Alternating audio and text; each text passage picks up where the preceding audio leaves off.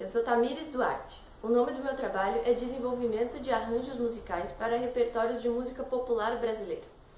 Esse trabalho é o meu projeto de graduação pelo Bacharelado em Música com habilitação em Música Popular da Universidade Federal do Rio Grande do Sul.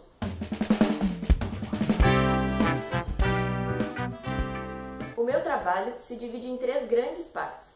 A primeira delas é o caderno de arranjos, que é composto de 5 arranjos escritos por mim durante a graduação, em sua maioria para a disciplina de prática musical coletiva.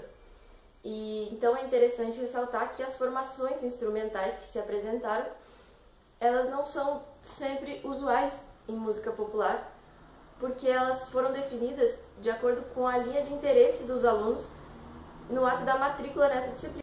Também faz parte desse meu trabalho as gravações, que são o registro fonográfico desses arranjos e foram feitos no estúdio contratado pela Universidade em Porto Alegre, num estúdio em Montenegro, também no Rio Grande do Sul, de um colega, e num estúdio em Belo Horizonte, porque um dos arranjos foi escrito para um grupo vocal de Belo Horizonte e eu achei mais fácil então gravá-los na cidade deles do que trazê-los para gravar em Porto Alegre.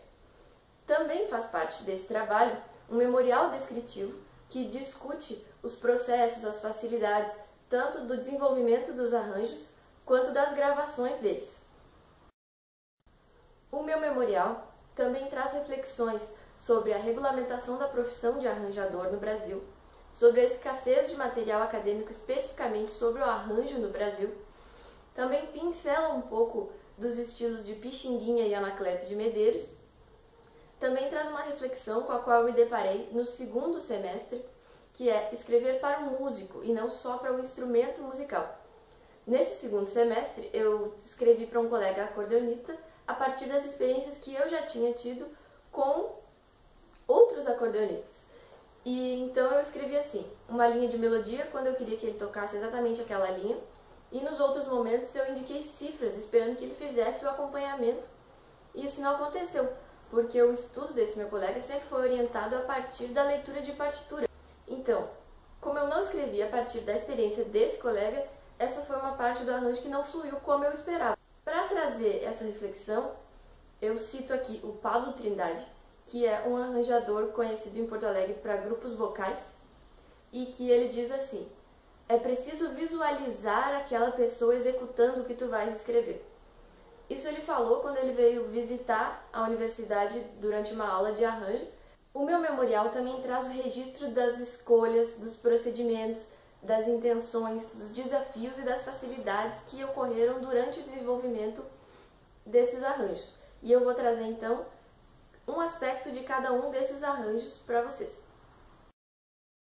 O primeiro arranjo é um arranjo de samba de uma nota só, e eu escolhi falar do aspecto procedimento. Esse arranjo foi escrito para uma disciplina de prática musical coletiva, e naquele momento a professora Luciana Praz, que era a professora dessa disciplina, me disse: olha, tu só vai poder fazer o arranjo do samba de uma nota só se tu fizer alguma coisa muito diferente, porque todo mundo toca essa música. E eu, tá bem. Aí eu decidi que eu ia fazer o chamamé de uma nota só, que é um ritmo característico do Rio Grande do Sul, mas que ia implicar numa mudança de fórmula de compasso. Então o procedimento que eu trouxe aqui é a adaptação da melodia em 2/4 para um compasso de 3/4. E essa adaptação foi feita através de um processo intuitivo criativo.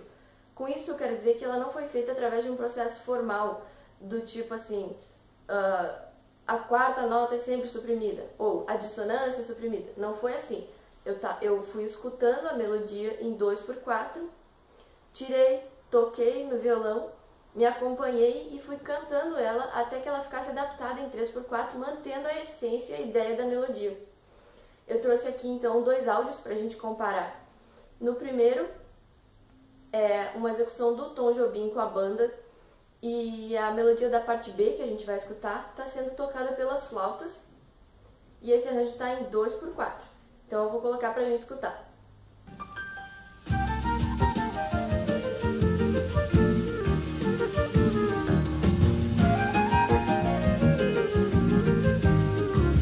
Agora a gente vai ouvir a adaptação feita para o compasso de 3/4, onde a melodia está sendo tocada pelo clarinete.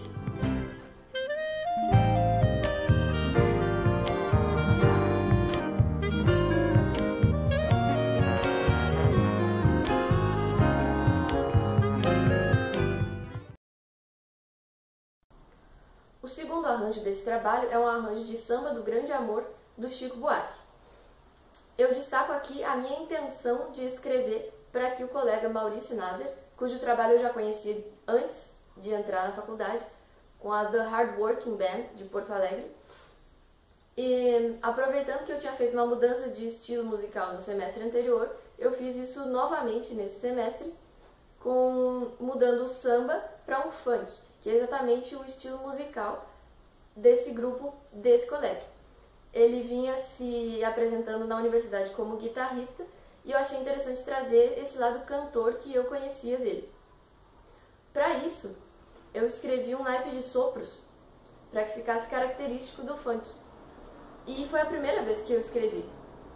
E então eu escrevi um naipe de sopros e extraí a parte de trompete e levei para o meu colega trompetista que iria tocar para saber o que ele achava. E ele disse: olha, aqui tem notas e ritmo, mas não tem articulação, não tem fraseado, isso precisa estar escrito. E aí então foi que eu percebi que dentro da minha cabeça todas aquelas anotações elas estavam feitas, eu sabia como aquilo devia soar, mas eu não tinha escrito na partitura claramente. Esse colega é o Renato Dalago, ele é trompetista, arranjador e compositor, e essa relação com ele foi muito rica nesse sentido, porque a partir da experiência dele eu tive um grande aprendizado nesse momento. O terceiro arranjo desse trabalho é um arranjo de um viçumbo que está presente no LP Canto de Escravos, recolhido pelo Aires da Mata Machado. Foi a Clementina de Jesus que gravou nesse LP e o nome dele é Cangoma Me Chamou. Eu trago aqui o aspecto da execução para falar sobre esse arranjo, porque foi uma dificuldade encontrada pelas cantoras para executar ele, porque ele é polirrítmico. Ele fica trabalhando entre o compasso de 2/4 e o seu correlato composto 6/8. A gente pode ver aqui na figura que a linha do baixo e a linha do canto estão em 2/4, enquanto que a percussão e o violão estão em 6/8, expressos pelas quiálteras de 3.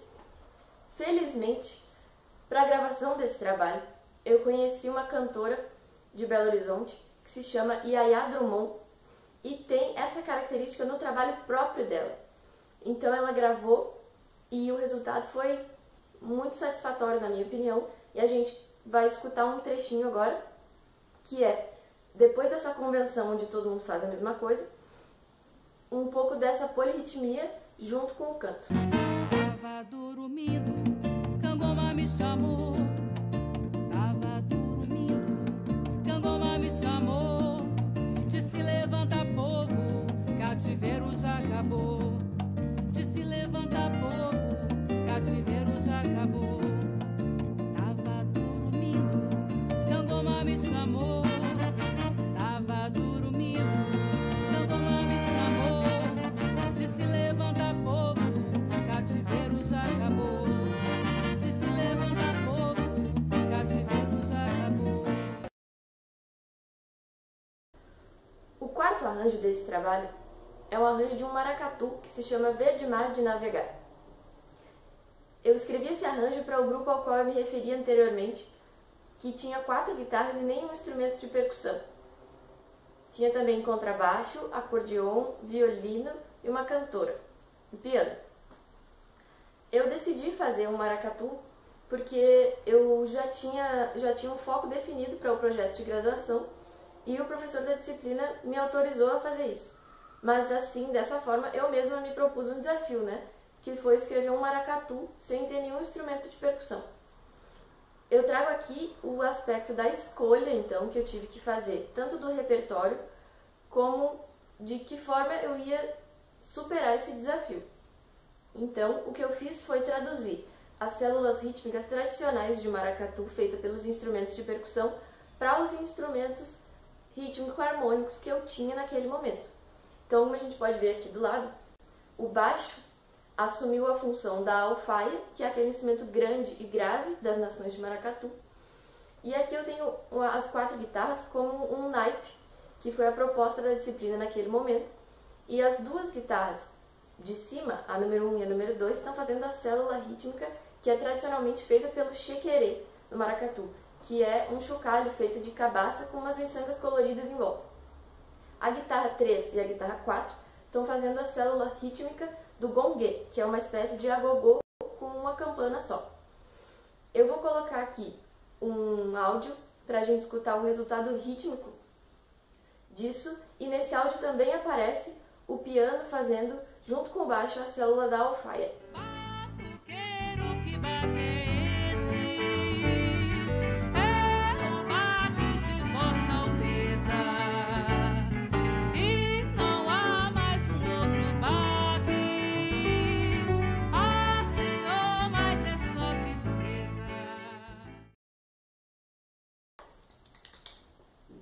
O quinto e último arranjo desse trabalho é um arranjo para Coco do Eme, de Jacinto Silva. Eu escolhi escrever esse arranjo para canto e percussão porque é uma característica forte das musicalidades afro-brasileiras.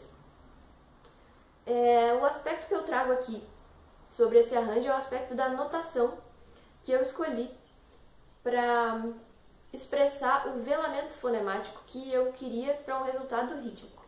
O velamento fonemático consiste em suprimir quase que completamente a última sílaba de uma palavra, e eu usei essa noção como um recurso rítmico, mas conversando com a minha orientadora, eu descobri esse termo, velamento fonemático, que foi usado pela Ana Cristina Vilas para denominar uma prática comum entre os escravos aqui na época da escravidão no Brasil, para que eles pudessem conversar e dificultar a compreensão das conversas deles pelos dominadores brancos.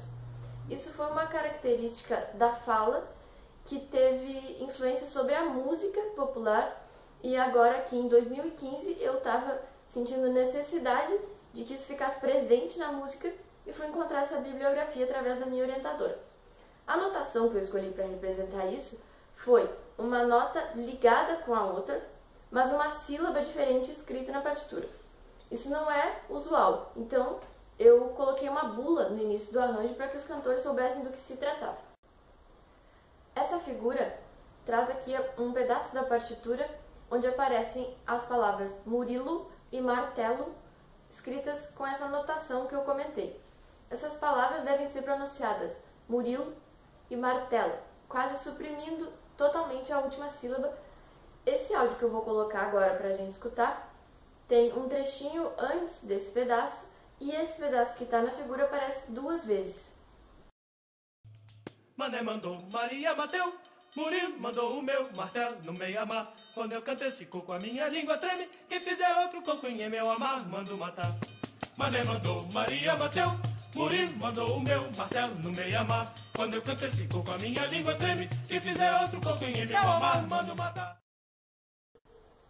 Como considerações finais, eu posso dizer que eu estou muito satisfeita com o resultado desse trabalho, e eu acho que ele foi muito bem aceito pelos meus colegas e professores, e isso se deve, na minha opinião, em grande parte, ao fato de que eu tive liberdade para escolher o tema desse projeto e também para desenvolvê-lo conforme as minhas experiências, mas sempre com um grande apoio da minha orientadora, a professora Luciana Praz, a quem eu agradeço imensamente. E eu acho que eu consegui expressar, através desses arranjos, um pouco da minha história musical. Isso é um ponto que traz grande satisfação para mim, enquanto autora. Mas eu não posso também deixar de falar da participação dos meus colegas e amigos que gravaram nesse trabalho comigo. E eu acredito que é através desses músicos que eu estou podendo aqui mostrar esses áudios para vocês, e que, embora eu tenha concebido esses arranjos dentro de mim, eles só conseguem ser expressos e se materializar com a ajuda e competência desses músicos, a quem eu agradeço muito também. É isso então, muito obrigada!